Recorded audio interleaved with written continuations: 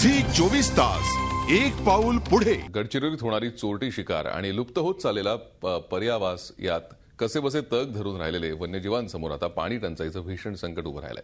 पाण्यासाठी वन्यजीवांची होणारी तडफड लक्षात घेऊन वन विभागानं त्यांच्यासाठी पाणवठे बांधण्यास सुरुवात केली आहे। गडचिरोली 78% जंगलानं व्यापलेल्या या जिल्ह्याचं वनसंपदा आणि वन्यजीव हे खास वैशिष्ट्य।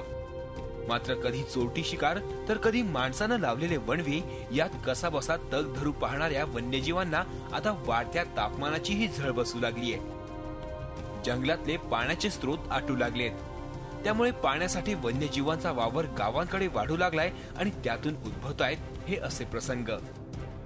पाण्यासाठी वन्यजीवांची होणारी ही तडफड लक्षात घेऊन वन विभागानं इथल्या जंगलात पाणवठे बांधण्यास सुरुवात केली आहे। त्यात बैलगाडीच्या सहाय्याने पाणी पुरवठा करण्यात येतोय।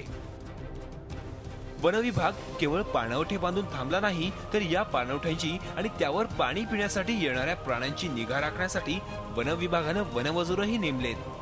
त्यामुळे चोरट्या शिकारींवरही आळा बसलाय।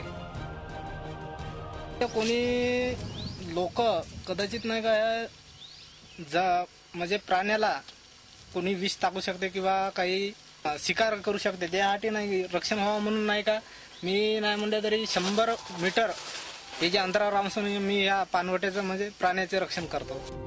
चामोर्शी वनपरिक्षेत्रात आतापर्यंत असे 20 सिमेंटचे पाणवठे खोदण्यात आलेत, तर महाराष्ट्र ग्रामीण रोजगार हमी योजनेअंतर्गत 15 खोदतळे बांधण्यात आलेत। सिमेंटचे पाणवठे 20 तयार करण्यात आले आणि एमआरईजीएस अंतर्गत 15 खोदतळे सुद्धा खोदण्यात आले।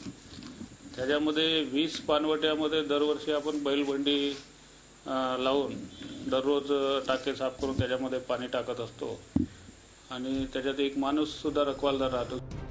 गडचिरोलीचं जंगल वन्यजीवांसाठी एक उत्तम आदिवास आहे। त्यात सुरू झालेल्या भीषण पाणी टंचाईपासून वन्यजीवांना वाचवण्यासाठी वन विभागाची चाललेली ही धडपड नक्कीच कौतुकास्पद म्हणावी लागेल। झी मीडियासाठी आशिष अंबाडे, गडचिरोली। झी 24 तास एक पाऊल पुढे।